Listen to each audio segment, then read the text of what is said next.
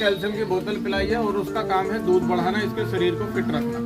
Multivitamin और minerals में कोई जोर नहीं देता है, और मैं बार बार अपनी वीडियो में बता रहा हूँ, लोग मेरी बात को विश्वास भी करने लगे हैं।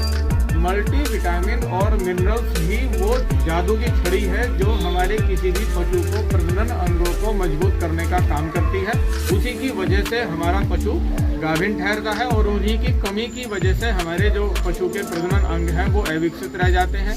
उनकी ओवरी जो है वो सिकुड़ जाती है, जबकि ओवरी को गोल होना चाहिए 1.5 × 1.5 सेंटीमीटर उसका लगभग साइज, उसका एक एवरेज साइज। कम से कम जो ब्याह गया हो पशु 1 बार 2 बार 3 बार, उनकी ओवरी का तो यही साइज होता है। औरों का इससे ज़्यादा भी हो जाता है कई बार, लेकिन इतना साइज होना चाहिए। गायों में ओवरी का साइज थोड़ा सा बड़ा होता है। अभी हम इनको क्या ट्रीटमेंट देने वाले हैं वो अभी हम बताते हैं थोड़ी देर में, ट्रीटमेंट देने के बाद।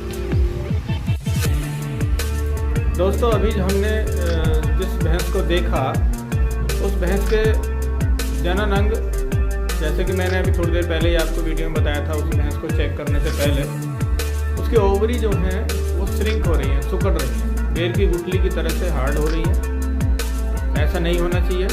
कारण ये है कि अगर वो इस तरह से रहेंगी तो उसमें से ओवुलेशन नहीं होगा, और जब अंडा नहीं आएगा तो अब आप समझ सकते हैं बिना अंडे के तो कोई भी जर्मिनेशन होगा नहीं। तो इसलिए किसी भी पशु का प्रजनन अंग जब तक परफेक्ट नहीं होगा, ओवुलेशन उसमें से नहीं होगा, ओवरी ठीक नहीं होगी,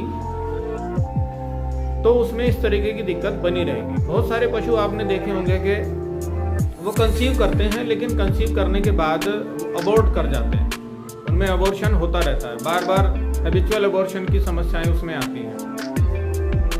वह भी मुख्य रूप से उसके जो 2 कारण होते हैं। एक कारण तो होता है यूट्रस के अंदर इन्फेक्शन, क्योंकि वहाँ ओवरी तो ठीक है, ओवुलेशन लगातार हो रहा है, हर 21 दिन पे हो रहा है, लेकिन जो यूट्रस है, यूट्रस में जाकर के जब प्रेगनेंसी कंटिन्यू करती है तो कुछ दिनों बाद वो डिसकंटिन्यू हो जाती है, क्योंकि वहाँ पे इन्फेक्शन होता है, वो उसको ग्रोथ नहीं देने लगता।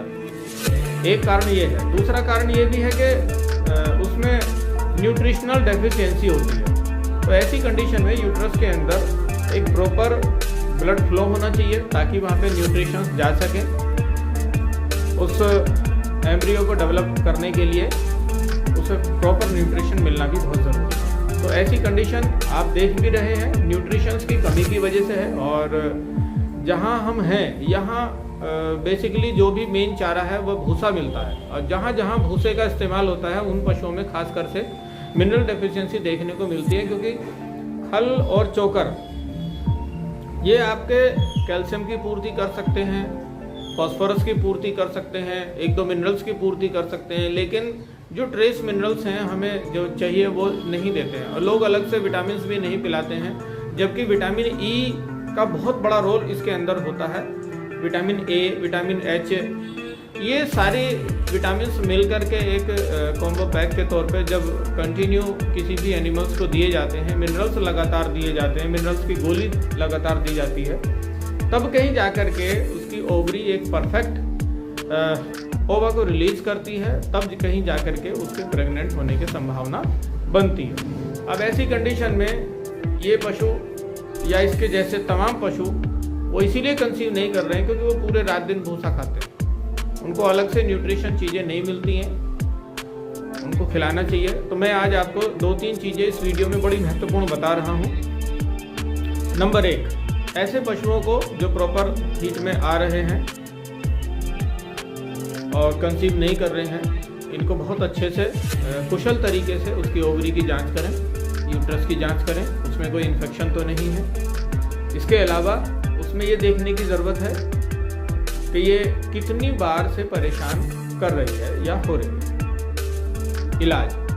इलाज की बात करें तो मैं जो अपने ट्रीटमेंट में इस्तेमाल करता हूँ वो जनरली मल्टीविटामिन मैं 2-3 कंपनियों का इस्तेमाल करता हूँ।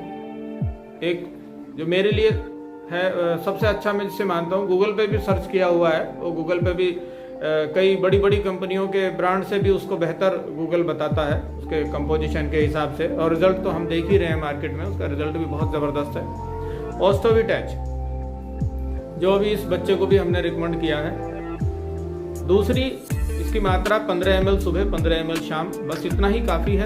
30-30 ml देने वाली ये प्रोडक्ट नहीं है। बहुत सारे लोग मल्टीविटामिन को इतनी मात्रा में देते हैं, 30-30 ml सुबह शाम खिलवा रहे हैं, वो अनावश्यक है। एक्सेस मात्रा भी नुकसान देती है, ऐसा नहीं होना चाहिए। तो ऑस्टोविट एच की 15 ml सुबह 15 ml शाम। वाइटामेच आप इसमें दे सकते हैं, और भी 2-3 कंपनियों का है। मैं कोई कंपनी का प्रचार नहीं कर रहा हूँ, लेकिन अपना ट्रीटमेंट क्योंकि आज बता रहा हूँ तो इसलिए आप लोगों के लिए। वाइटामेच का इंजेक्शन आता है, रोवेज का इंजेक्शन आता है, इंटाविटा इंजेक्शन आता है, multivitamin, vitamin A, D, 3, E, H, ये फॉर्मूला आप याद रख लीजिए। आयोडीन वाले की यहाँ आवश्यकता नहीं है। बहुत सारे लोग आयोडीन का इंजेक्शन भी लगाते हैं, उसकी आवश्यकता नहीं है। मैं बिल्कुल क्लियर कर दूँ, मेरी जहाँ तक जानकारी है, जहाँ तक मुझे ज्ञान है, मैं उसी का ही बस आप लोगों को बताऊँगा, इससे ज़्यादा नहीं बता सकता। Vitamin A, D, 3, E, H का इंजेक्शन आप जो भी, मैंने अभी 3-4 नाम बता दिए, इसमें से जो भी आपको अच्छा लगे वो ले सकते हैं। और ये जो इंजेक्शन है ये वीकली लगना चाहिए, और मल्टीविटामिन लगातार पिलाना चाहिए। तो वीकली इंजेक्शन 1 आप इसे दे सकते हैं।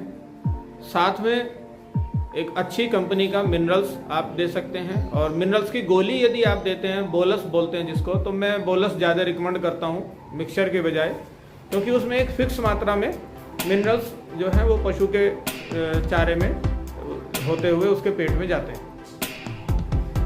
एल्कोमिन वेट बोलस आती है, 30 गोली की डब्बी है, उसमें से 2 गोली सुबह 2 गोली शाम। आप 21 दिन उसको खिलाइए, ज़रूरत पड़े तो आप और नेक्स्ट 21 दिन दीजिए। और जो कृत्रिम गर्भाधान कृत्रिम गर्भाधान करते हैं, यहाँ उनके लिए भी एक महत्वपूर्ण बात है, या उन पशुपालकों के लिए भी, जब भी आप अपने पशु को गाभिन कराएं, उसके 1 सप्ताह तक आप उसे मिनरल्स की यानी एल्कोमिन की गोली जरूर खिलाएं। 2 गोली सुबह 2 गोली शाम, 7 दिन तक ये जरूर खिलाएं। ये कंसेप्शन रेट बढ़ा देती है, बहुत ही ज़बरदस्त आपको बूस्ट कर देती है प्रेगनेंसी को लाने के लिए। बहुत अच्छा इसका रेस्पॉन्स देखने को मिलता है। जिनमें मिनरल्स की डेफिशिएंसी आप ये समझते हैं कि नेचुरली वो हीट में आ रही है और हम उसे क्रॉस करा रहे हैं, AI करा रहे हैं, या तो ऐसी स्थिति में आप उसे नेचुरल भी अगर आप क्रॉस करा रहे हैं तो उसमें भी आप उसे 2 गोली सुबह 2 गोली शाम लगातार खिलाइए। बहुत बड़ी गोली नहीं है, छोटी छोटी सी ही है, ये लगभग आधा पौना इंच के साइज़ की वो बोलस होती है। 2 सुबह 2 शाम 21 दिन तक खिलाइए। इसके अलावा अभी हमने, चूँकि ये हर 21 दिन पे गर्मी में आती है, तो इसके लिए एक हमने यूट्राइन क्लिंजर वो हमने इनके लिए लिखा है, ताकि यूट्रस पूरी तरह से क्लीन हो सके। 100 ml सुबह 100 ml शाम 5 से 10 दिन अभी खिलाएंगे। और जब ये पशु हीट में आने वाला होगा तो उससे 5 दिन पहले की हमने उनको एक डेट लिख के दे दी है। उस डेट में ये 100 ml सुबह शाम खिलाएंगे, और जब ये पशु प्रॉपर हीट में आएगा तब हम इसको